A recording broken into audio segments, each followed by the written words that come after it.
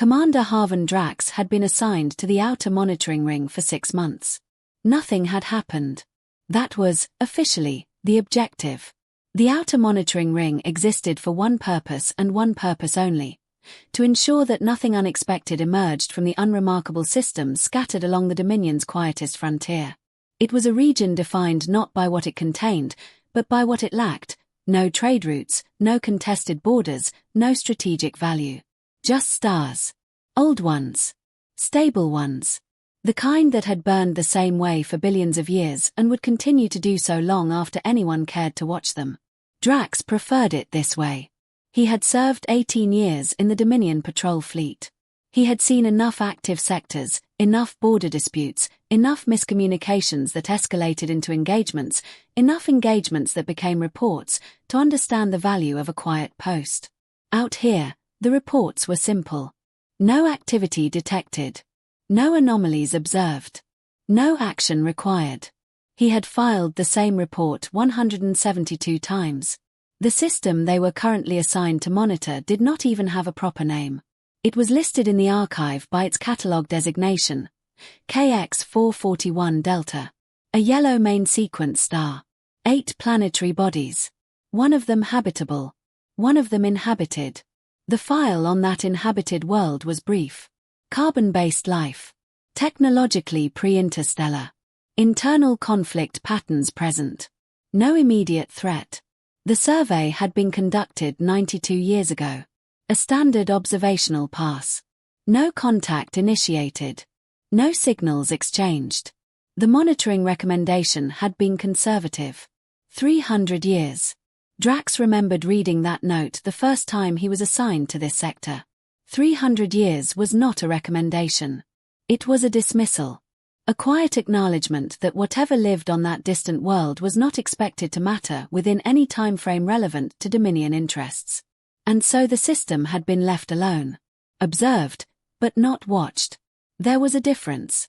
The patrol vessel unyielding silence drifted at the edge of the designated boundary, its position locked relative to the outer gravitational markers. It was a mid-class observation frigate, efficient, precise, built according to Dominion doctrine. Nothing unnecessary. Every system served a purpose. Every component justified its existence. Drax sat in the command chair, reviewing a routine systems diagnostic. The numbers scrolled in orderly columns across his display. Power distribution optimal. Sensor arrays calibrated. Shield systems idle. Everything exactly as it should be. Predictable. Controlled. Finished. Commander. The voice came from the sensor station. Drax did not look up immediately. The tone was not urgent. It was not even particularly concerned. Just different. Enough to register. Not enough to interrupt. Yes. There was a pause. That, more than anything, made him look up. Sensor Officer Lyris was not inexperienced. She had been on rotation for 2 years and had never once hesitated in delivering a report. Even uncertainty was usually presented with structure. This pause had none. "I'm getting a return," she said. Drax turned slightly in his chair. A return from what? Another pause. Shorter this time. That's the issue. He stood. Crossed the distance to her station in measured steps. No urgency. No assumption of problem. Just procedure. The display showed a standard boundary sweep. A wide arc extending outward from the vessel's position, mapping gravitational variance, energy signatures, particulate density, everything that existed in that section of space, rendered as clean, interpretable data. It was a familiar image. Except for the part that wasn't. There was a distortion. Not an object. Not exactly. A region of data that refused to stabilize. The system was attempting to normalize it, adjusting parameters, recalibrating baselines, but the distortion remained. A shape implied by absence rather than presence. Drax leaned slightly closer. "What am I looking at?" Lyris adjusted the resolution. "The system is identifying it as a mass anomaly," she said carefully. "But the readings are inconsistent. It keeps trying to correct the value." Meaning? It doesn't fit within expected parameters. That was not an answer. It was a description of the problem. Run a diagnostic. Already running. Run it again. She did. The numbers flickered, shifted, settled, and then refused to change. Drax watched the final value appear. He read it once, then again, then a third time, slower. That's incorrect. I've run 3 diagnostics, Lyris said. System integrity is confirmed. He straightened slightly. Sensor ghosts. No interference patterns consistent with ghosting. External anomaly. Stellar debris. She shook her head. Trajectory is stationary. No drift. No decay. Stationary. At the boundary. Drax looked back at the display. The distortion sat there. Quiet. Unmoving. Not behaving like anything he had seen before. Visual. Lyris brought it up.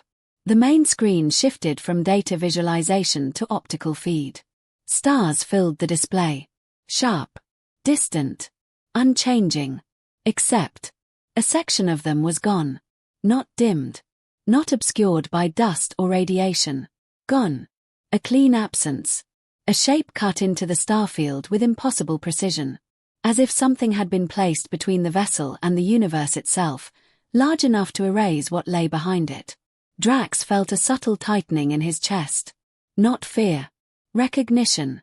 The kind that comes when something does not belong. What is that? He asked quietly. Lyris did not answer immediately. When she did, her voice had changed. That, she said, is an occultation shadow.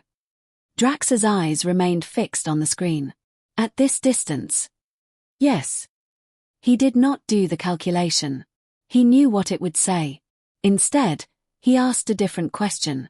When did it arrive? Lyris checked the log. Her hands slowed slightly as she read. It didn't appear on the previous sweep.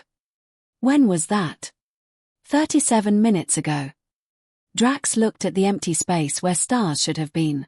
37 minutes. No approach vector. No detected transit. No energy spike consistent with arrival. Just there. He exhaled slowly. Run a full spectrum scan. It's already in progress. Then expand it. I want everything. Energy, radiation, gravitational variance, any signal leakage, anything. Yes, Commander. The systems engaged. Data began to populate the display in layers. Drax remained standing beside the sensor station. Watching. Waiting. The distortion did not move. It did not react. It did not acknowledge their presence. It simply existed. At the edge of the monitored boundary. Silent. Patient. As if it had always been there. And they had only just noticed. The scan completed in 6 minutes. That was longer than it should have taken. Not because the systems were slow, Dominion sensor arrays were among the most precise instruments ever engineered, but because the system kept pausing, rechecking, reprocessing inputs that did not resolve cleanly. Drax noticed it immediately. Machines did not hesitate. Unless something was wrong. Report, he said. Lyris did not turn from her station. I don't have a stable profile yet. You have data. I have conflicting data. Drax folded his hands behind his back. Start with the conflicts. A breath. The mass reading is fluctuating within a narrow range, she said. But the system keeps rejecting its own output. It attempts to normalize the value, fails, recalculates, and returns to the same number. Which is? She brought it up on the main display. The number appeared. Large. Structured in clean Dominion notation. Drax read it. His expression did not change. But something behind it did. That would require. Yes, Lyris said quietly. It would. He did the calculation anyway. He could not do it. At that distance. With that level of occultation. The object would have to be. He stopped the thought before it completed. Energy signature. Lyris shifted screens. That's the second issue. A new dataset filled the display. Spectral lines. Emission patterns. Thermal gradients. Except they didn't align. There is output, she said. Consistent output. But it doesn't behave like any drive system I can categorize. Unknown configuration. No. That answer came too quickly. Drax turned slightly. No. Lyris hesitated. Then. It behaves like multiple systems overlapping, she said. Different frequencies. Different dispersion patterns. As if several independent outputs are occurring simultaneously. Drax looked back at the display. Layered signals. Not chaotic. Structured. Deliberate. How many? I can't isolate them cleanly. Estimate. More than 3. More than 3 independent drive signatures, from a single object. That was not standard. That was not efficient. That was not Dominion. Could it be interference? He asked. No. Again. Immediate. It's too clean, she added. Interference introduces noise. This is organized. Drax considered that. Then nodded once. Run a comparison against the archive. Full spectrum. I want pattern matches, even partial ones. Already started. Of course it was. He watched as the system began cross-referencing. Millions of recorded signatures. Survey contacts. Known civilizations. Unidentified anomalies. Everything the Dominion had ever encountered, indexed and searchable. The system worked quickly. Then slowed. Then stopped. A single match appeared. Partial. Very low confidence. Drax stepped closer. Display it. The archive file opened beside the current scan. Old data. Rough. Primitive by modern standards. Lyris frowned slightly. This is from a pre-contact survey. Drax glanced at the file header. KX-441 Delta. The same system. 92 years ago. He felt something shift, very quietly, into alignment. Expand the comparison. The system overlaid the 2 signatures. Old and new. For a moment, they did not look similar. The scale was different. The intensity incomparable. But the shape. The pattern beneath the numbers. Matched. Not perfectly. But undeniably. Lyris leaned forward slightly. That's not possible. Drax did not respond. He was looking at the curves. The way the energy dispersed at the edges. The frequency spacing. The signature behavior. It was familiar. Scaled. Run a normalization, he said. To what baseline? The archive data. Lyris hesitated. That will compress the current output beyond meaningful range. Do it. She did. The new data collapsed. Reduced. Adjusted to match the old scale. And suddenly, they aligned. Perfectly. The same signature. The same structure. The same underlying physics. Lyris stared at the screen. No. Drax spoke quietly. Yes. She shook her head. That's a propulsion signature from a primitive nuclear system. He nodded once. Correct. She looked back at the current readings. Then at the archive. Then back again. The output differential is. I can see it. She swallowed. 400 I said I can see it. Silence settled over the station. The number remained on the screen. Unchanged. Unarguable. Over 400 times the original output. From the same fundamental technology. Lyris spoke more slowly now. As if they took what they had. And kept building it, Drax finished. Larger. Stronger. Without changing the principle. He straightened slightly. Timeline. Lyris pulled up the archive again. Initial survey. 92 years ago. Drax nodded. 92 years. He looked back at the shadow in the starfield. At the absence that was not empty.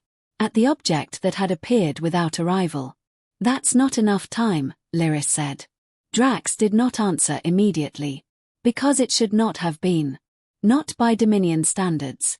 Not by any standard that assumed gradual progression, measured development, predictable advancement. But the data did not care about assumptions. The data said. They had done it anyway. Dimensional estimate, he said. Lyris hesitated. Then brought it up. The system projected a rough model based on the occultation size and distance. It was incomplete. Unstable. But it was enough. Drax looked at the number. This time, he did not read it twice. Once was sufficient. No, Lyris said under her breath. Drax remained very still. The model hovered on the display. A shape implied by absence. A size that did not belong in this sector. Not here. Not from that world. Confirm, he said. I've run it twice. Run it again. She did. The result did not change. Of course it didn't. Drax exhaled slowly. Then, has it transmitted anything? Lyris checked. No. Any active scans? No. Navigation signals? No. Nothing. It had arrived. And done nothing. No announcement. No identification. No movement. Just presence. Drax turned back toward the main viewport. The missing stars stared back. Unchanged. Unmoving. How long since detection? He asked. 46 minutes. In 46 minutes, the object had not moved, not scanned, not communicated. It had simply remained. Drax felt that same quiet recognition again. Stronger this time. This was not an arrival. It was a position. Chosen. Deliberate. Commander, Lyris said. He did not look away from the viewport. Yes. Her voice was quieter now. There's something else. That made him turn. What? She adjusted the scan parameters.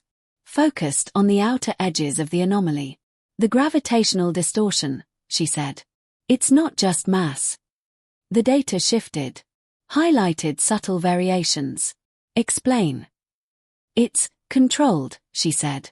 The field is being regulated. Stabilized. Drax frowned slightly.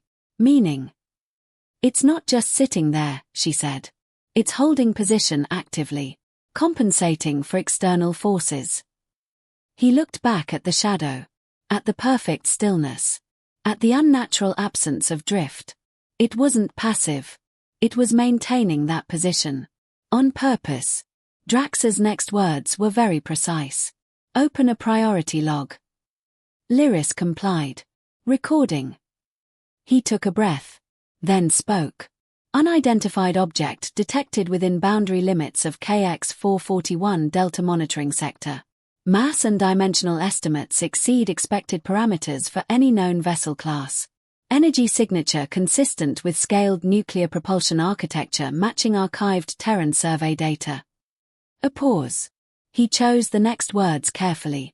Object is stationary. No communication initiated. No aggressive action observed. Another pause. Then. Assessment. Unknown intent. He stopped. Looked at the shadow one more time. Then added, quietly. Recommend escalation. Lyris saved the log. Transmitted it. Somewhere, far from this quiet sector, someone would read it. And begin to understand. Drax remained standing. Watching the place where the stars were missing. The object did not move. It did not react. It did not acknowledge. It simply waited. The response from command did not come immediately. That was expected. Even priority escalations took time to move through the Dominion's layered command structure. Reports were verified. Cross-checked. Routed to the appropriate level of authority. Nothing was acted on without confirmation. Efficiency was built on certainty. Certainty required time. Drax did not mind the delay. He was used to it. What he was not used to was the waiting. The object had now been present for 1 hour and 12 minutes. It had not moved. Not even slightly. The gravitational stabilization remained constant. The energy output unchanged. The occultation shadow fixed in place with a precision that suggested continuous correction. Drax had seen stationary objects before. Asteroids. Debris clusters. Artificial structures left behind by extinct civilizations. They all had one thing in common. They drifted. Everything drifted. Gravity pulled. Microforces accumulated. Over time, even the most stable positions shifted. This did not. Update, he said. Lyris didn't look away from her station. No change. Full spectrum. Continuous. Any variation at all? None that persists. Drax nodded once. Consistency was information. He turned slightly, addressing the rest of the bridge. Status. Navigation. Position holding. Engineering. All systems nominal. Communications. Open channels. No incoming signals. Everything was normal. Except for the part that wasn't. Pretan Core had not been assigned to the unyielding silence. He had been reassigned. Temporarily. At least, that had been the wording used in the transfer order. Embedded analytical support for frontier monitoring operations. It was a recent initiative. Someone high in the Dominion intelligence structure had decided that waiting months to review sensor logs after the fact was inefficient. Analysts were now being placed directly on patrol vessels to evaluate anomalies in real time. Pretan did not enjoy it. He preferred archives. Controlled environments. Data that had already happened. Not this. Not standing on a live bridge, watching something unfold that did not yet have a category. He stepped closer to the sensor station. I need access to the raw signature data. Lyris glanced at Drax. Drax nodded. Granted. Pretan connected his datapad. The stream of information flowed in. Unfiltered. Dense. He began sorting through it immediately. Patterns. Correlations. Comparisons. His mind moved the way it always did, fast, structured, methodical. He had spent 4 years in archival analysis. He had memorized thousands of signatures. Drive systems. Energy profiles. Unknown anomalies. Most things, when broken down far enough, fit into something already known. This did not. And yet, he felt something at the edge of recognition. Not a match. Not exactly. But, close. Zoom the emission spectrum, he said. Lyris adjusted it. Pretan leaned in slightly. There. At the edges. A curve. Subtle. Almost lost beneath the scale difference. But present. His fingers moved across the datapad. Pulling archived records. Filtering by pattern, not classification. Old files surfaced. Very old. He opened one. Then another. Then. Stopped. Commander. Drax turned. Pretan did not look up. I need confirmation on the archive access level. You have full clearance for this operation. Then I need permission to cross-reference first contact data. Drax's expression did not change. Granted. Pretan pulled the file. KX-441 Delta. 92 years ago. The original survey. He isolated the propulsion readings. Primitive. Weak. Barely above baseline noise compared to modern systems. He placed it beside the current data. For a moment. Nothing. Then he adjusted the scale. Compressed the new data.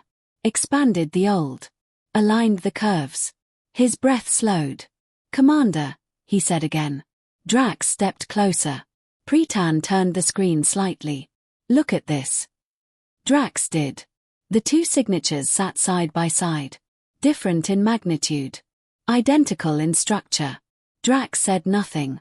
Pretan spoke carefully. This is not a similar technology. A pause. This is the same technology. Silence spread across the bridge. Lyris turned fully now. That's not possible. Pretan didn't argue. He simply pointed. The dispersion curve. The frequency spacing.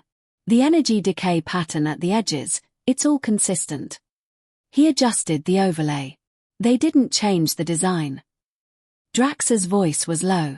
They scaled it. Pretan nodded. Yes. Lyris shook her head slightly. In 92 years. Pritan didn't answer immediately, because the answer was already on the screen. Yes, he said. Drax looked back at the viewport. At the absence. At the thing that should not have been there. 92 years ago, that planet had been primitive, confined, irrelevant. That had been the conclusion. That had been the report. And now, this. How large? Drax asked. Pritan hesitated, then brought up the dimensional estimate. He didn't say the number. He let the commander read it. Drax's eyes moved once across the display, then stilled. In kilometers? He asked. Yes. Another pause. Longer this time. Drax looked back at the shadow. At the clean cut in the starfield. At the impossible scale of it.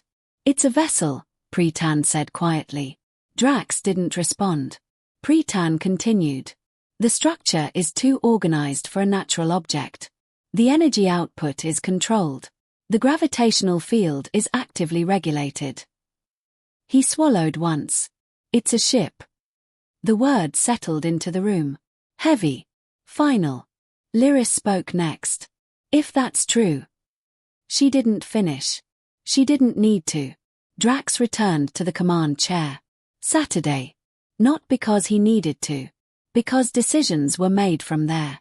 Status of outgoing report. Transmitted. Communications replied. Awaiting response. Drax nodded once. Continue passive observation. No active scans beyond current parameters. Pritan looked at him. No active scans. Drax met his gaze. If they wanted to hide, we wouldn't be seeing them. A beat. And if they didn't want to be seen? He let the thought hang. Pritan understood. They were being allowed to observe. Time passed. Slowly. Measured in quiet updates. 2 hours. 3. The object remained. Unchanged. Unmoving. Watching. Or not. There was no indication either way. That was the problem. At hour 4, something changed. It was subtle. Almost missed. Lyris noticed it first. Commander. Drax looked up. What is it? She zoomed the visual feed. The surface of the object. Shifted. Not physically. Visually. Light moved differently across it. Reflections sharpened. Edges became defined. Structures emerged from what had previously been a uniform darkness. Drax stood again. Enhance. The image resolved. And for the first time, they saw it. Not a shadow. Not an absence. A surface. Layered. Segmented. Plates over plates, each one massive, overlapping in a pattern that suggested depth beyond simple construction. There were lines. Channels. Structures rising from the surface. Towers, arrays, forms that implied function without immediately revealing it. And along the length. Recessed sections. Regular. Uniform. Repeating. Pritan stared at them. He had seen designs before. Warships. Defense platforms. Weapon arrays. His voice was very quiet. Those are not structural. Drax didn't look away. What are they?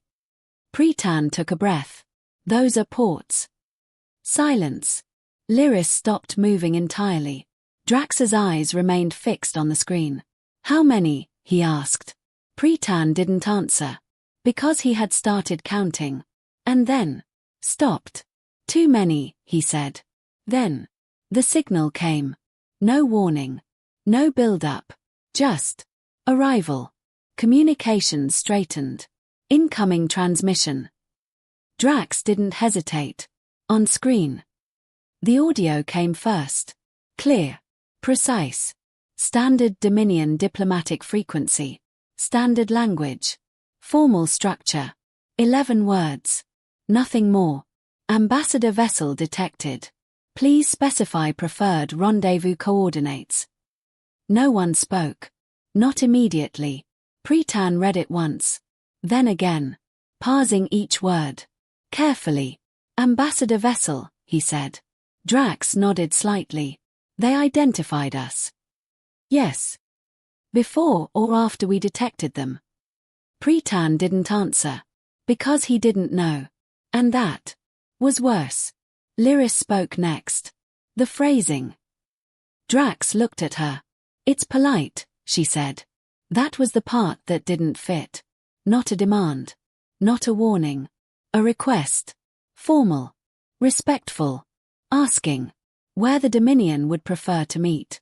Drax leaned back slightly. Eyes still on the screen. They've been here for 4 hours, he said. Yes. They haven't moved. No. They haven't scanned aggressively. No. He looked at the message again. Then said, very quietly. They were waiting. Pritan felt something settle into place. Not relief. Not fear. Understanding. Slow. Unavoidable. He opened his personal log. Typed one line. Paused. Then finished it. We made a mistake. Outside the viewport. The ship remained. Massive. Silent. Patient. Its lights now visible along its surface. Evenly spaced. Calm. As if it had always intended to be seen. And had simply been waiting. For someone to notice. The reply from Sector Command arrived 17 minutes after the transmission. 17 minutes was fast. Faster than protocol allowed under normal circumstances. Which meant one thing. Someone had already read the report. And understood it. Commander, communications said. Voice tighter than before. Priority response from Sector Authority. On screen. The text appeared. No ceremony. No layered formatting. Just direct instruction. Maintain position. Do not engage. Do not advance. Hold observational status. Verification fleet en route. Estimated arrival, 6 days. Drax read it once. Then again. 6 days. He leaned back slightly in the command chair. They're taking this seriously, Lyris said quietly. Drax didn't answer. Because that wasn't the surprising part. The surprising part was. They weren't taking it lightly enough. Pritan stepped closer. Verification fleet, he said. Not a patrol reinforcement. Drax nodded. Yes. That distinction mattered. A patrol reinforcement meant uncertainty. A verification fleet meant. They believed the report. Any additional instructions? Drax asked. Communications scanned the message again. One addendum. Read it. A brief pause. Then. Maintain diplomatic posture unless provoked. Silence settled over the bridge. Diplomatic. Not defensive. Not cautious. Diplomatic. Drax's gaze shifted, slowly, back to the message from the object. Please specify preferred rendezvous coordinates. He exhaled once. They're treating this as first contact, Pritan said. Drax nodded. They are. Outside, the vessel remained exactly where it had been. No movement. No adjustment. No second transmission. It had spoken once. And was now. Waiting for an answer. Commander, Lyris said. Drax looked at her. The surface activity, it's increasing. Define increasing. She brought up the visual feed again. Zoomed. Enhanced. The ship's surface was no longer static. Light moved across it in controlled patterns. Not random. Structured. Lines of illumination activating in sequence along its length.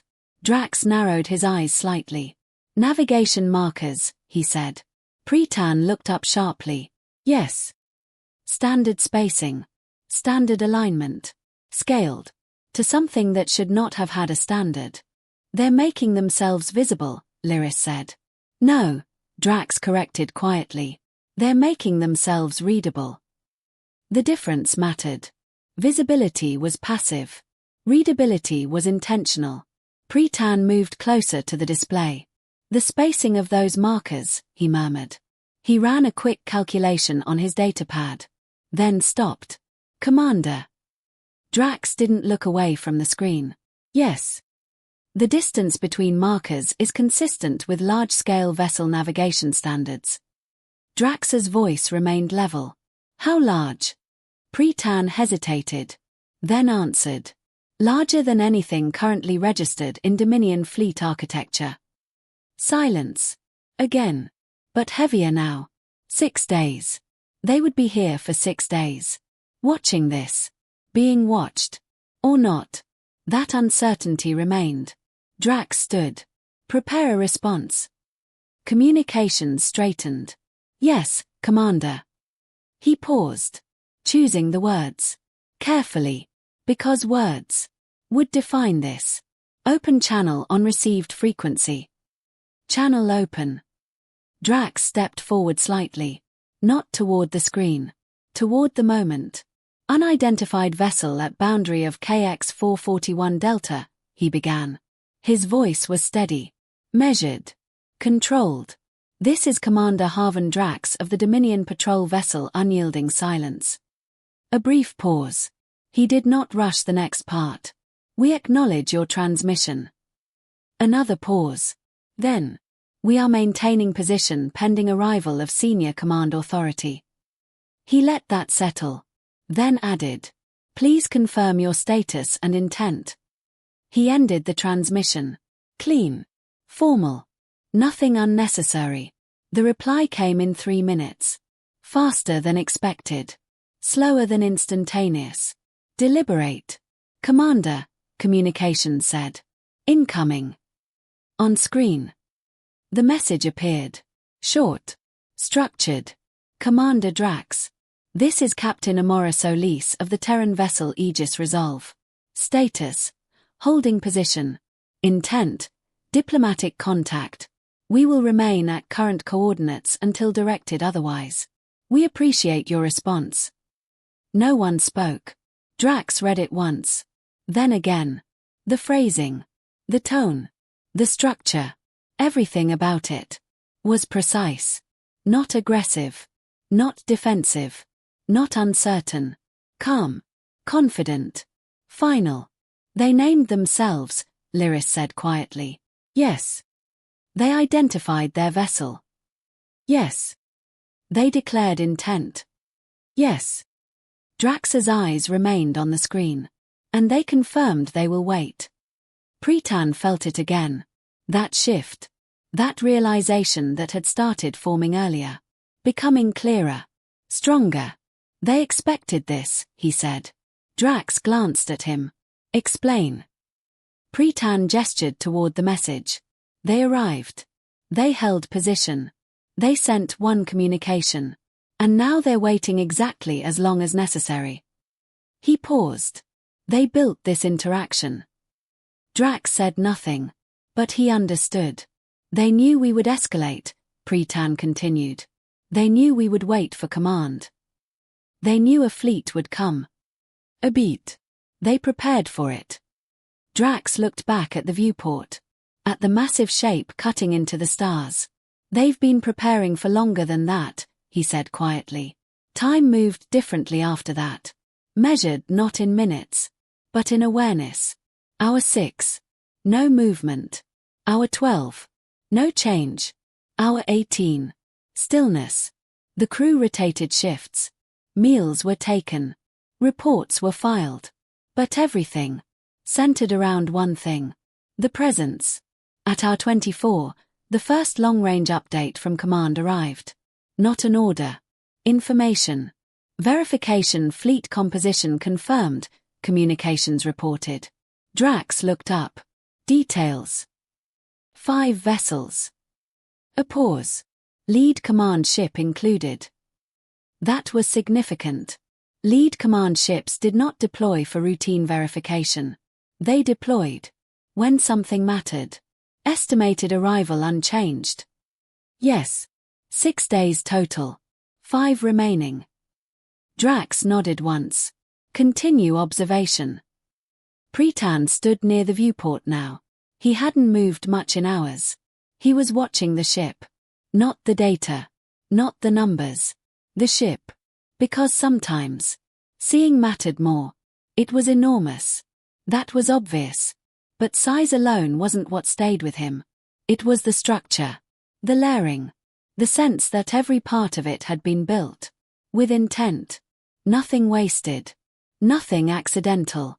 But also, nothing minimal. Dominion ships were efficient. Clean lines. Exact systems. No excess. This was not that. This was prepared.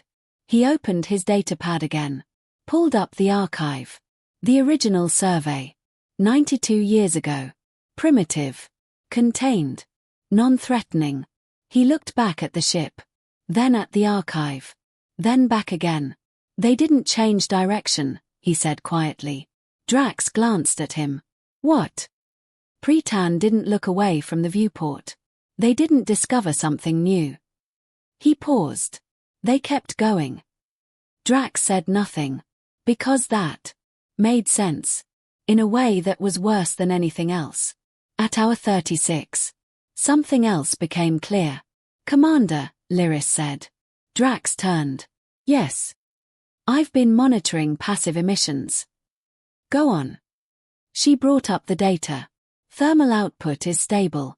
Energy levels unchanged. A pause. Life signs detected. Drax's expression did not change. Estimate.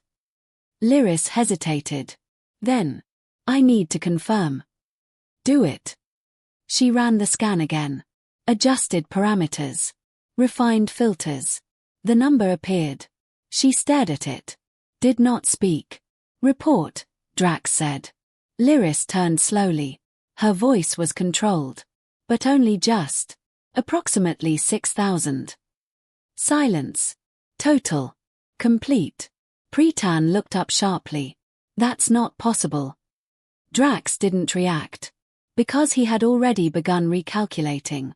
A ship that size, by Dominion standards, would require 300, 400 at most. 6,000 was not crew efficiency. It was something else. Confirm, Drax said. I've run it twice. Run it again. She did. The number did not change. Pretan spoke quietly. They're not optimizing for efficiency. Drax looked at him. What are they optimizing for? Pretan swallowed. Then answered. Survival. The word settled into the room. Heavy. Unavoidable. Outside. The Aegis resolve remained. Light steady. Position unchanged. 6,000 lives aboard. All of them. Waiting. Not for permission. Not for opportunity. For the conversation. The verification fleet arrived on the 6th day. Not early. Not late. Exactly on schedule. The transition from faster-than-light travel was clean. 5 distortions in space. 5 controlled ruptures that resolved into form. 5 Dominion vessels emerging into real space in perfect formation. The lead ship was the Judgment of Tarath. Drax recognized it immediately. Everyone did. Command class. Strategic authority. Not deployed lightly. Not deployed often. Behind it. 4 escort frigates. Positioned precisely. Measured spacing. Minimal exposure. Maximum coverage. Dominion design. Efficient. Disciplined. Predictable. Drax stood at the viewport. Watching. Not the fleet. But the reaction. There wasn't one. The Aegis resolve did not move. Did not shift.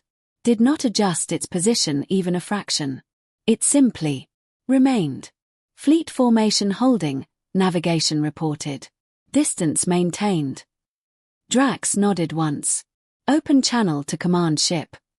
Channel open. A new voice replaced the quiet of the bridge.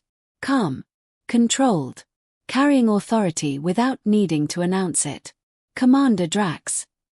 Drax straightened slightly. Admiral. Admiral Saren Valek. Senior Fleet Command. 32 years of service. Known for one thing above all else. He did not react without understanding. Report, Valek said. Drax delivered it. Concise. Structured. Everything that mattered. Nothing that didn't. Mass. Energy. Scale. Crew count. Communication. Behavior. He ended with one sentence. Object remained stationary. Intent declared as diplomatic. No aggressive action observed. A pause. Short. Measured. "I have your report," Valek said. Of course he did. Drax waited. "Maintain your current position," Valek continued. "You will remain under observation authority until further notice." "Yes, Admiral." Another pause. Longer this time. Valek spoke again. Slower. More deliberate. "Commander, your assessment." That was not protocol. Drax understood what it meant. Valek wanted something not in the report. Drax chose his words carefully. "They are not behaving like a threat," he said. A pause. "But they are built like one." Silence. Then, "Understood," Valek said. The channel closed. The fleet held position. Distance maintained. Weapons cold. Shields idle. Everything. By the book. Except for one thing. They were no longer alone. And still, nothing changed. The Aegis Resolve remained exactly where it had been. 5 Dominion warships now facing it. And it did not move. Pretan stood on the upper observation deck of the Judgment of Tarath. He had been transferred the moment the fleet arrived. Along with his data. Along with his conclusions. He had expected more activity, more urgency, more reaction. Instead, there was quiet. 6 analysts worked alongside him, all reviewing the same data, all reaching the same conclusions. No one was saying them out loud, because saying them made them real. "Full sweep complete," one of the analysts said. Pretan didn't look up. "Results." A pause. "Consistent with initial contact data." Another pause. "No variance." That was the problem. Admiral Valek stood alone in his observation chamber. He preferred it that way. Data first. Interpretation second. Conversation last. He had read everything. Drax's report. The sensor logs. The energy analysis. The dimensional estimates. Now, he was looking at the thing itself. The Aegis Resolve filled the forward viewport. Even at distance. Even with scaling. It was large. But size alone did not concern him. It was the design. Layered. Segmented. Built in a way that suggested. Not efficiency. Endurance. "Admiral." Valek did not turn. "Yes." His sensor chief stepped forward. "Full scan analysis is complete." "Report." A breath. "The hull is layered." Valek said nothing. "Multiple structural plates," the chief continued. "Each one, independently reinforced." "How many layers?" A pause. "At least 7 confirmed. Possibly more." Valek's eyes remained on the ship. "Continue." "The propulsion systems." Another pause. Longer this time. "We have identified 8 distinct drive signatures." Valek turned. 8. "Yes, Admiral." "Simultaneously active." "Yes." Valek considered that. Dominion doctrine. Redundancy equals 1 backup. 2, at most. 8. Was not redundancy. It was something else. Weapon systems. The sensor chief hesitated. "Extensive." "That is not a number." "No, Admiral." Another breath. "We are still counting." Valek studied him for a moment. Then nodded. "Continue analysis." "Yes, Admiral." Pretan stood in silence. He had already seen the numbers. Already understood them. The problem was not the numbers. The problem was what they meant. "They didn't build this to win," he said quietly. The analyst beside him glanced over. "What?" Pretan didn't look away from the data. "They built this to not lose." That was worse. The fleet completed its full sweep in 4 hours. 4 hours of data. 4 hours of confirmation. 4 hours of silence. At the end of it, nothing had changed. Which meant everything had. Valek reviewed the final report. Line by line. Hull structure. Drive systems. Weapon distribution. Crew count. He stopped at that last one. 6,000. He read it again. Then moved on. He reached the final section. Assessment. It was blank. Not because no one had written anything. Because no one knew what to write. Valek closed the file. Opened a new channel. Open communications with Terran vessel. Channel open. He paused. Then spoke. Terran vessel designated Aegis Resolve. His voice carried across the void. This is Admiral Serin Valek of the Dominion Fleet. A brief pause. We acknowledge your presence. Another pause. We request direct communication with your commanding officer. The reply came in less than a minute. Clear. Immediate. Admiral Valek. This is Captain Amora Solis. No distortion. No delay. No uncertainty. We are prepared to receive you aboard at your convenience. A pause. We have accommodations ready. Valek read it once. Then again. Accommodations. Prepared. Expected. They knew we would come, Pretan said quietly. Valek didn't respond. Because that was obvious. The question was, how long had they known? Valek closed the channel. Turned slightly. Prepare a shuttle. The room stilled. Admiral, the aide said. Valek met his gaze. You found it, he said calmly. You will come with me. He meant Pretan. Pretan felt his chest tighten. Not fear. Understanding. This was no longer observation. This was contact. Outside. The Aegis Resolve remained. Massive. Still. Its light steady in the dark. Not a weapon. Not yet. Something else.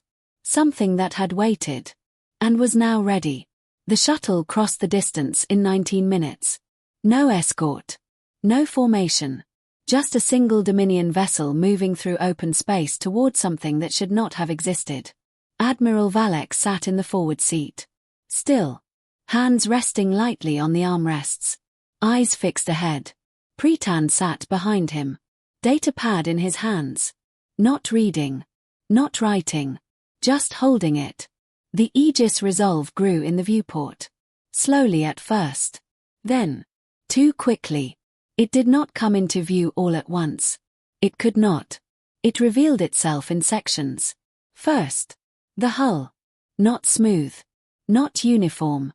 A landscape. Massive plates layered over each other. Each one thick enough to be a ship on its own. Lines ran between them, channels, seams, structural pathways that suggested depth far beyond the visible surface. Then, the lights. Evenly spaced. Cold white. Distant from each other. So distant that the gaps between them felt wrong. Pretan noticed that first. Not the size. The spacing. His mind tried to scale it. Failed. Adjusted. Failed again. They're too far apart, he said quietly. Valek didn't respond. Because he already knew. The shuttle moved closer. The surface details sharpened. Structures emerged. Towers. Arrays. Recessed sections. Openings that were not openings. Unless you knew what to look for. Pretan knew. His voice was barely above a whisper. Weapons. Valek did not ask how many. Because the answer would not help. Then. The hangar. It appeared not as a door. But as an absence. A section of the hull that simply wasn't there. Until it was. Lights activated. Guidance signals appeared. The scale. Became real. The shuttle bay was enormous. Large enough. To contain multiple Dominion frigates. At once. And still. Have space left. The shuttle entered. The transition from vacuum to atmosphere was seamless. No turbulence. No visible barrier. Just. Inside. The interior space stretched outward in all directions. Structured. Organized. But vast. The shuttle descended. And landed. The ramp opened. Valek stood. Pretan followed. They stepped down. Onto the deck of a human ship. Captain Amora Solis was waiting. She stood at the base of the ramp. Not surrounded by guards. Not elevated. Not armored. Just there. Medium height. Dark uniform. Minimal insignia. One small crest at her collar. Nothing about her announced power. And yet, everything did. She stepped forward. Admiral Valek, she said. Her voice was calm. Even. Precise. Her Dominion standard. Flawless. Welcome aboard the Aegis Resolve. Valek inclined his head slightly. Captain Solis. A pause. Thank you for receiving us. She smiled. Not broadly. Not performatively. Just. Enough. We've been expecting you. Pritan felt that sentence settle into him. Not as information. As confirmation. This way, she said. She turned. And walked. Not checking if they followed. Because she knew they would. The corridors were wrong. That was the first thought Pritan had. Not because they were unfamiliar. Because they were too wide. Dominion corridors were designed for efficiency. Movement. Minimal space. Maximum function. These were built differently. Wide enough for groups. Wide enough for equipment. Wide enough for damage. Pritan noticed the walls. Reinforced. Layered. The ceiling. Higher than necessary. Lighting. Redundant. Multiple sources in every section. No single failure could darken the corridor. He saw it immediately. This is damage control architecture, he said. Solis glanced back. Yes. She didn't explain further. She didn't need to. They passed a station built into the wall. Clearly marked. Accessible. Stocked. Pritan slowed slightly. That's emergency response, Solis said. 1 every 40 meters. Valek spoke. That is excessive. She shook her head. No. A beat. It's sufficient. They walked on. The whole viewing corridor came next. Solis paused there. Here, she said. Valek stepped forward. And stopped. The wall was transparent. Beyond it, the ship. Layer by layer. Visible. Real. 9. That was the number. 9 layers of armor. Each one massive. Each one separated by structured gaps. Shock absorption. Energy dispersion. Redundancy. Beyond reason. Valek spoke quietly. The outer layers. Sacrificial, Solis said. He looked at her. Yes, she continued. They're designed to fail. A pause. The inner layers are not. Pritan stared at the structure. 9 layers. Dominion warships used 2. 3. If you were cautious. 9. Was not caution. It was expectation. This reduces speed, Valek said. Yes. Maneuverability. Yes. And increases mass significantly. Yes. He waited. For justification. For explanation. For reasoning. It did not come. Because to them, it was obvious. They moved on. The engine room was a city. That was the only way Pritan could process it. Not a room. Not a system. A structure within a structure. The drives were not aligned. Not symmetrical. Not efficient. At first glance. Then, Pritan saw it. They're distributed, he said. Solis nodded. Yes. So that no single point of failure disables movement. Valek studied the layout. 8 independent systems, he said. Yes. Each using different principles. Yes. Pritan felt it click. If one is countered. The others continue, Solis finished. She looked at him. Not surprised. Recognizing. Valek turned slightly. Why? It was a simple question. Direct. Clear. Solis answered just as simply. Because we don't know what we'll face. Silence. They moved again. The medical bays. Distributed. Segmented. Independent. Each one capable of functioning alone. Even if the others were gone. The weapons deck. They did not linger there. They did not need to. Valek saw enough. different systems, different configurations, different purposes. Not optimized. Prepared. They reached the bridge. It was calm, quiet, controlled. Crew at stations. Working. Not reacting. Not impressed. Not intimidated. That was the final piece. Solis stepped beside Valek. "You've seen most of it," she said. He nodded. "Yes." A pause. "You have questions?" He did. Many. But only one mattered. He turned to her. "This ship," he said. "The design. The redundancy. The scale. A beat. Everything about it suggests preparation for the worst possible scenario." He held her gaze. "What were you preparing for?" Solis was quiet. For a moment. Then, she looked at the viewport. At the stars beyond. "When your survey team came," she said slowly, "they didn't speak to us." Valek said nothing. "They observed," she continued. "They recorded. And then they left." A pause. "We knew you existed." Another pause. "We knew you were more advanced." Another. "But we didn't know why you came." She looked back at him. "And we didn't know if you would come back." Silence. Deep. Heavy.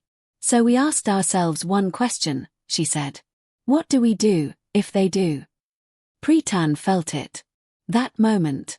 Everything aligning. Everything making sense. "We didn't build this to fight you," Solis said. "We built this, so that if anyone came." A pause. "We would be ready." Valek stood still. Processing. Understanding. Not a weapon. Not an empire. A response. To uncertainty. And suddenly. The ship made sense. All of it. The layers. The drives. The crew. The scale. Not excess. Not aggression. Preparation. For a question. No one had answered. The war simulation began 3 hours after Admiral Valek returned to the judgment of Tarath. No announcement. No ceremony. Just a decision. General Ares Vaughn did not believe in assumptions. He believed in outcomes. 41 years of command experience had taught him one principle above all others. If you want to understand a threat, you test it. The simulation chamber was silent. Dim. Controlled. 6 tactical analysts. 2 systems engineers. 1 intelligence liaison. And Vaughn. Standing at the center. The data had already been loaded. Everything collected from the Aegis Resolve. Hull structure. Drive systems. Weapon distribution. Energy output. Crew capacity. Every known variable. "Run baseline scenario," Vaughn said. The system activated. A projection formed. Dominion fleet. Standard engagement formation. Opposing force. Single Terran vessel. The simulation began. Time accelerated. Opening positioning. Target acquisition. Engagement range. Weapons fire. 40 minutes later. It ended. No one spoke. Vaughn looked at the result. Then said, "Run it again." The second simulation began immediately. This time. Adjusted parameters. Dominion advantage. Better positioning. First strike capability. Everything. Optimized. 32 minutes. It ended. Silence. Again, Vaughn said. The third simulation. Maximum force allocation. A fleet composition rarely assembled. Reserved for existential conflicts. Time accelerated. Weapons engaged. Systems failed. Damage accumulated. 47 minutes. It ended. No one moved. Vaughn studied the 3 outcomes. Different variables. Different conditions. Different strategies. Same result. He turned to his senior tactician. "Explain." She stepped forward slowly. Not uncertain. "Careful. The hull," she said. Vaughn waited.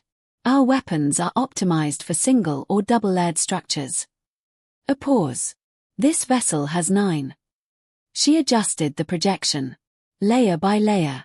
Our energy delivery dissipates across the outer layers before reaching critical systems. She stopped. Efficiency drops below viable thresholds. Vaughn nodded once. Drives. 8 independent systems, she said. Each based on different physical principles. Another adjustment. Disabling propulsion requires simultaneous suppression across all systems. A pause. We cannot do that with current doctrine. Vaughn's gaze didn't shift. Crew.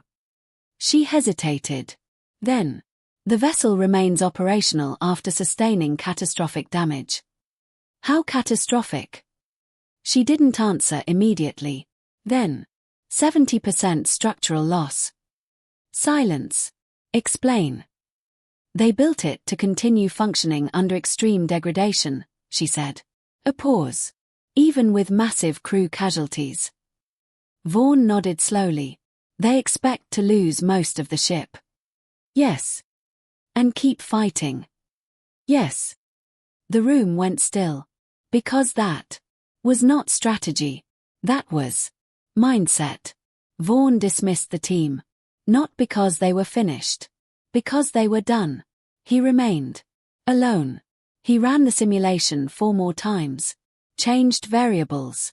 Adjusted parameters. Forced advantages. Each time. The result shifted. Slightly.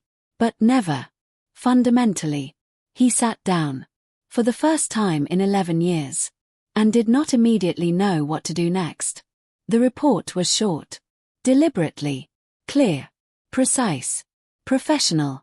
But the final line. Was not. Recommend engagement only as absolute last resort. He read it once. Then sent it. And went home early. Pretan sat in the intelligence deck. Alone. The simulation results were open in front of him. He had watched them. All of them. There had been no victory scenario. Not one. That should have felt terrifying. It didn't. Because he understood. Why? He opened the Terran archive again. 80 years of data. Public. Available. Ignored. He began reading. Not scanning. Reading. Policy documents. Defense initiatives. Scientific proposals. Public debates. A pattern emerged. Slow at first. Then. Clear. They had known. From the beginning. They had known. They were not alone. And they had not known. Why? That uncertainty had shaped everything. Every decision. Every investment. Every design choice. They had not built randomly. They had built. With purpose. Pretan opened his personal log. Read the first line. We made a mistake. He added a second. They built for the worst case. He paused.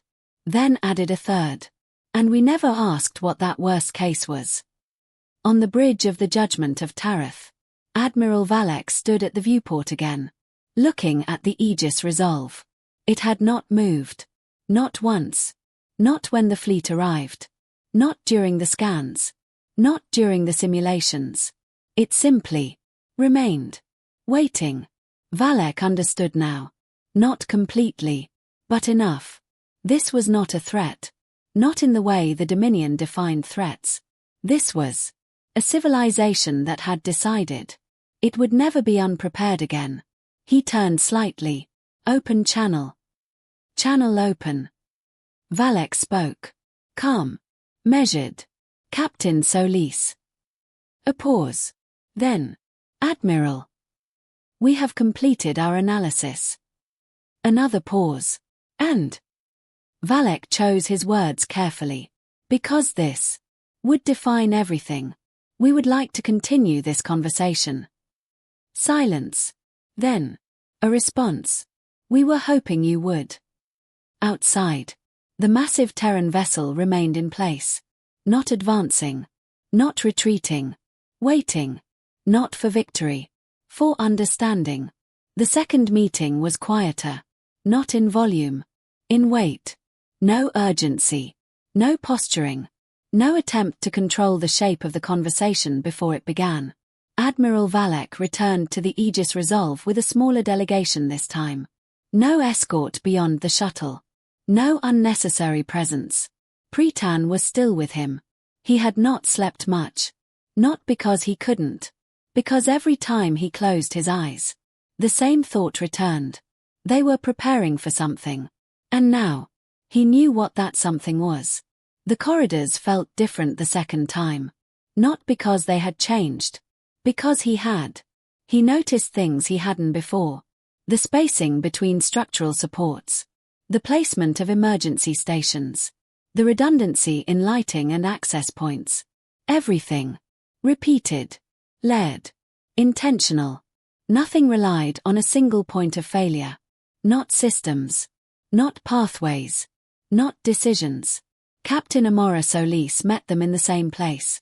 Same uniform. Same posture. Same calm expression. As if nothing about the situation had changed. And maybe, from her perspective, it hadn't.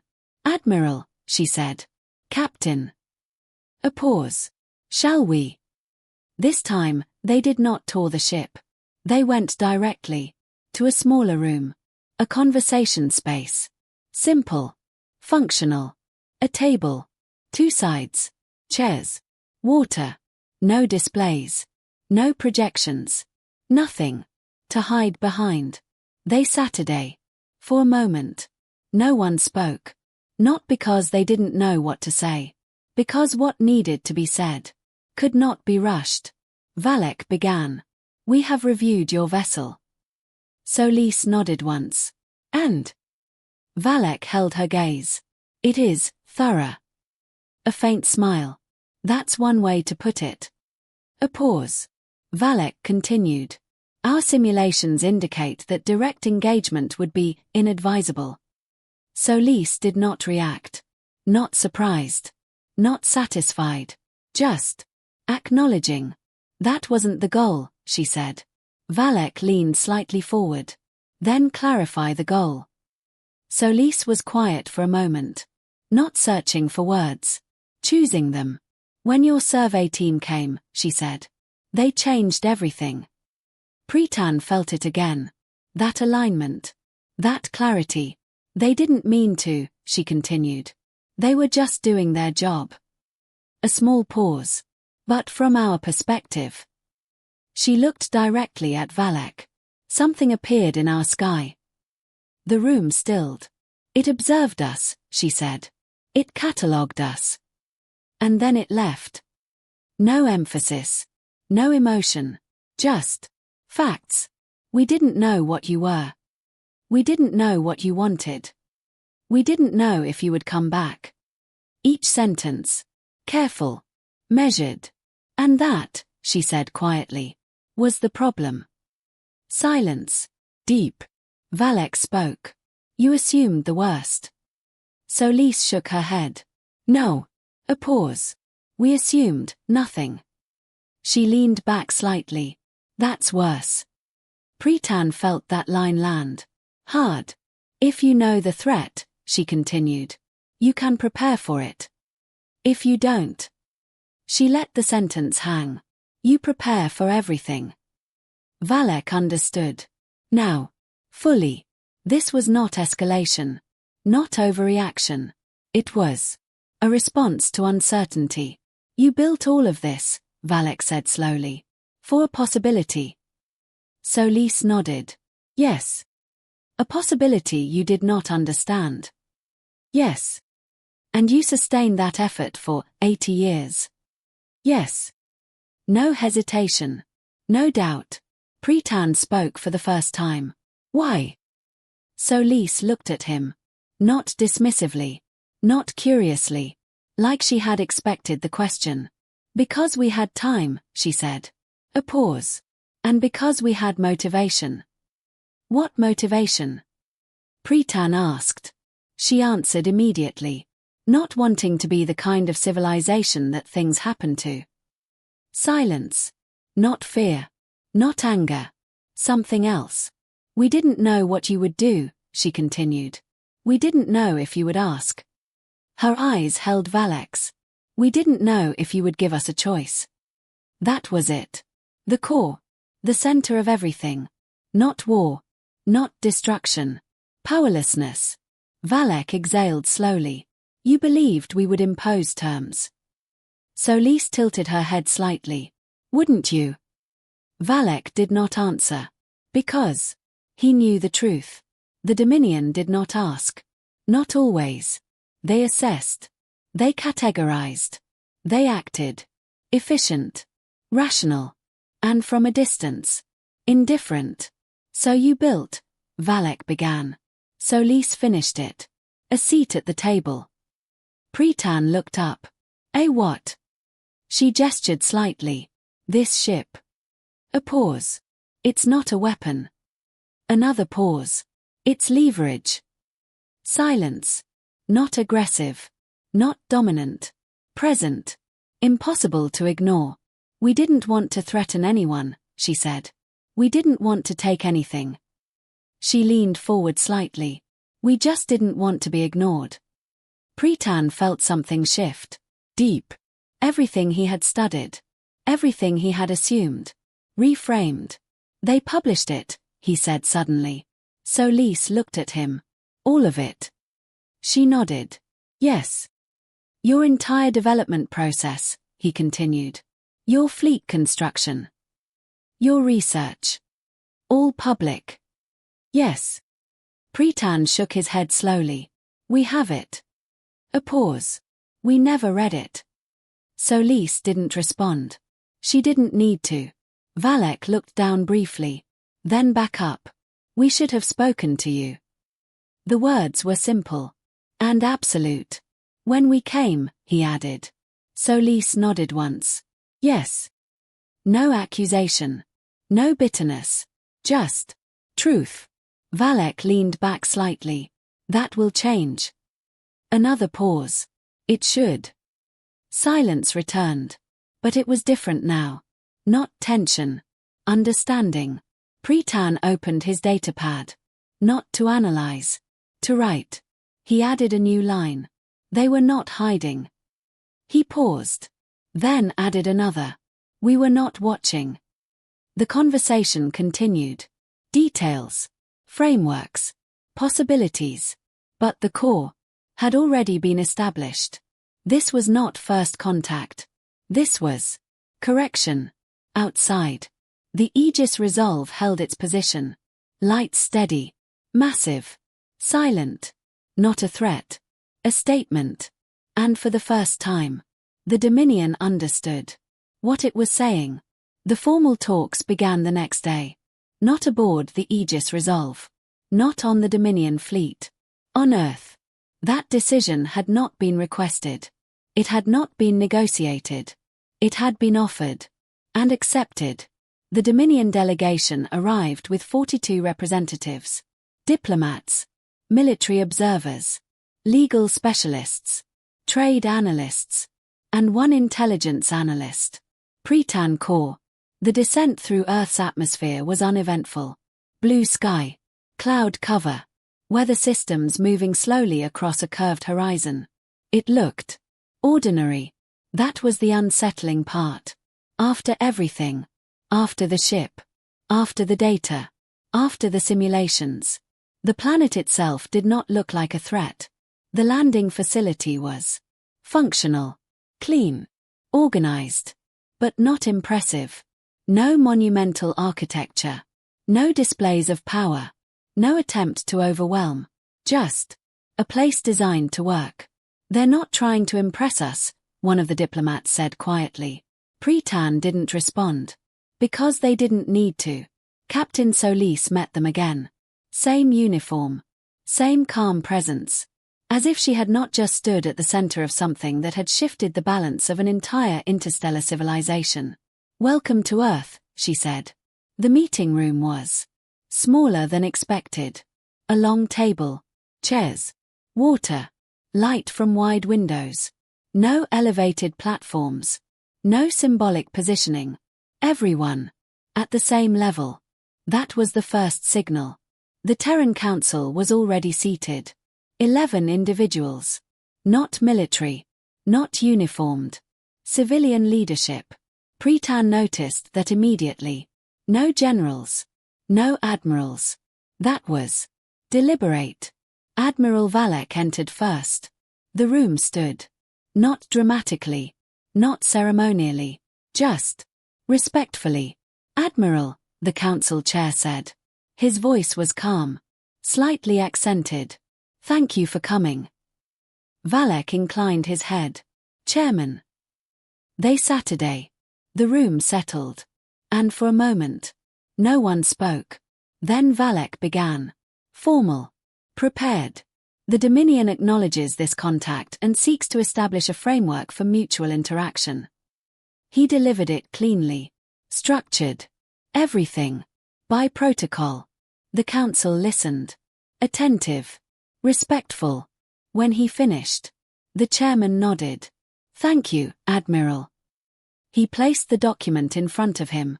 Then closed it. I'd like to say something not in the document, he said. The room shifted slightly. Not tension. Attention. 80 years is a long time, he said. Pretan felt it immediately. A long time, the chairman continued. To not know if someone is coming back. Silence. We spent that time preparing, he said. A pause. And we are very glad you did. Valek held his gaze. So are we, he said. And meant it. The negotiations began. Territorial adjustments were presented first. Dominion offer. Expanded recognition. Resource access. Formal removal of quarantine classification. A strong opening. Strategic. Generous. The document passed across the table. Read. Reviewed. Then. Set down. We appreciate this, the chairman said. A pause. But we should clarify something. Valek waited. We're not looking for territory. That was not expected. We have one system, the chairman continued. And we're still working on it. A faint shift in the room. What we want, he said, is something else. Valek leaned slightly forward. Define it. The chairman folded his hands. We want to understand the rules. Silence. If something threatens us, he said. Something we can't handle. A pause. Are we alone? The question landed. Hard. And if something threatens you, he continued. And you need to move through our space. Another pause. Are we in your way? Or are we part of the solution? The Dominion delegation exchanged glances. Not confusion. Recalculation. This was not how this was supposed to go. They had prepared for requests, demands, dependency. This was none of those. You're proposing a mutual defense framework, Valek said. The chairman nodded. We're proposing not being alone. Pretan felt it again. That shift. Everything. Changing shape. Technology exchange came next. Dominion offer. Extensive. FTL refinement. Material sciences. Medical systems. Everything a developing civilization would need. Everything that should have created leverage. The Terrans reviewed it. Carefully. Interested. But not eager. They asked questions. Precise. Specific. They declined 2 elements. Modified 3 others. Not rejecting. Not accepting blindly. Negotiating. That was the moment it became clear. They did not need this. They wanted it. But they did not need it.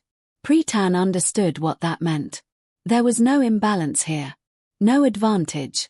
No control. Just 2 civilizations. Equal.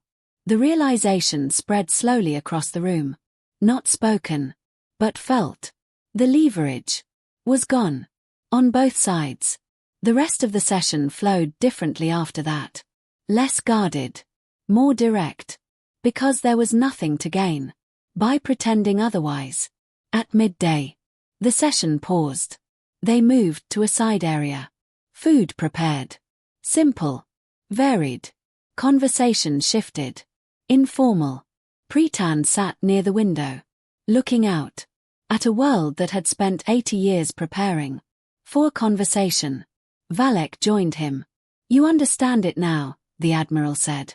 Pretan nodded slowly. Yes. A pause. They didn't build power, he said. Valek waited. They built certainty. Valek looked out at the horizon. Yes, he said quietly. Outside. The sky stretched wide. Blue. Open. And somewhere beyond it, the Aegis Resolve held position. Not as a weapon, but as proof that humanity would never again wait without an answer. The agreement was signed on the third day. Not rushed. Not delayed. Finished. It was not a single document. It was a framework. Mutual recognition. Shared navigation rights. A defensive clause with language that both sides would spend years refining. A technology exchange agreement built on cooperation, not dependency. Nothing excessive. Nothing symbolic. Everything intentional. Chairman Adami signed first. Not with a digital authorization. Not with a biometric seal. With a pen. A simple instrument. Ink on paper. Valek watched it for a moment. You prefer physical records? He asked. Adami nodded. We've been planning this for a long time. A small pause. I wanted something that would last. Valek accepted the pen. Turned it once in his hand. Then signed. The moment passed without ceremony. No applause. No declaration. Just completion. The delegation remained for 2 more days. Not because they needed to. Because it mattered. Conversations continued. Not all of them recorded. Not all of them structured. But all of them important. Pritan spent most of that time reading. Not data. Not reports. People. Observing. Listening. Understanding. The Terrans were not what he expected. Not unified in the way the Dominion was. Not efficient. Not controlled. But consistent. In one thing. They asked questions. Constantly. About everything. Why? That word appeared everywhere. In their science. In their policy. In their culture. Why this? Why that? Why not? Pritan realized. That was the difference. The Dominion categorized. Humans questioned. And 80 years ago, no one had asked them anything. On the final morning, Pritan sat alone in a small courtyard. The sky above was clear. Blue in a way his homeworld sky was not. He had read the original survey report again. For the last time. Class F. No threat. Monitoring interval. 300 years. It wasn't wrong. That was the problem. It had been accurate. For the moment it was written. It had described what humanity was. Not what it would become. He opened his personal log. Scrolled to the entries. We made a mistake. They built for the worst case. They were not hiding. We were not watching. He added one more line. Paused. Then finished it. We asked what they were. We never asked what they would do. He closed the log. The shuttle lifted an hour later. The Dominion delegation departed Earth. Not as observers. As participants. Valek sat in the forward seat again. Watching the planet fall away. Blue. Green. White clouds moving slowly across its surface. Unremarkable. Until you understood what it had done. The Aegis Resolve came into view above them. Massive. Impossible. As the shuttle approached, it grew, filling the viewport, then exceeding it, until only parts of it could be seen at once. Valek studied the hull, the layers, the structure, the design. 9 layers of armor, 8 independent drive systems, 6,000 crew. Not efficiency, not dominance. Preparation. He thought about the Dominion doctrine. Measured escalation. Build only what is necessary. It had worked. For centuries. Because it relied on one assumption. That you understood the situation. That you knew what was necessary. He looked at the Terran vessel. And understood. That assumption was no longer safe. The shuttle docked. The delegation transferred back to the fleet. Preparations for departure began. The Dominion ships moved first. Breaking formation. Aligning for FTL transition. The Aegis Resolve did not move. It remained in orbit. Where it had always been. Watching. Guarding. Waiting. Valek returned to his command chamber. Opened a new report. He wrote it the way he always did. Clear. Structured. Everything in its place. Contact summary. Vessel analysis. Diplomatic outcome. Strategic implications. Then. He reached the final section. Assessment. He stopped. For a long moment.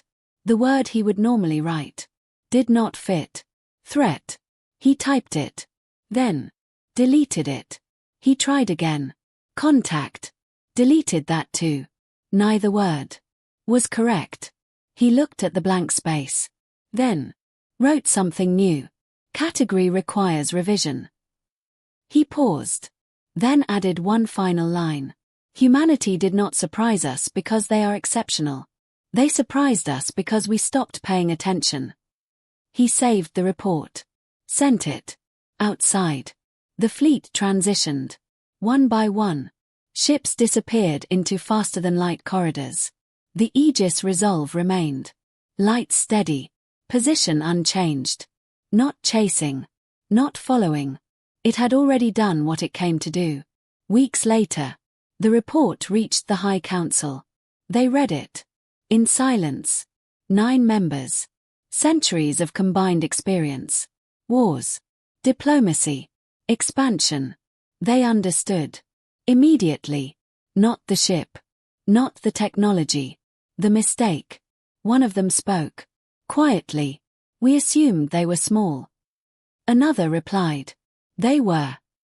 A pause. They just didn't stay that way. The session ended with a single resolution. Revise survey protocols. Mandatory contact. Mandatory explanation. Mandatory observation. That is actually observed. And one unofficial conclusion. Never written. Never recorded. But understood by everyone in the room. They had not discovered a new power. They had rediscovered a fundamental rule. What a civilization does, when it is afraid, tells you more about it than what it does, when it feels safe. Far from the council chambers. Far from the fleet. Far from the systems that would now watch more carefully. Earth turned. As it always had. Blue. Alive. Unremarkable. And above it, the Aegis Resolve held its orbit. Light steady. Crew at work. Not preparing anymore. Prepared. Waiting. Not for war. For whatever came next. The lesson was never about what they built. It was about why they built it. And why no one thought to ask.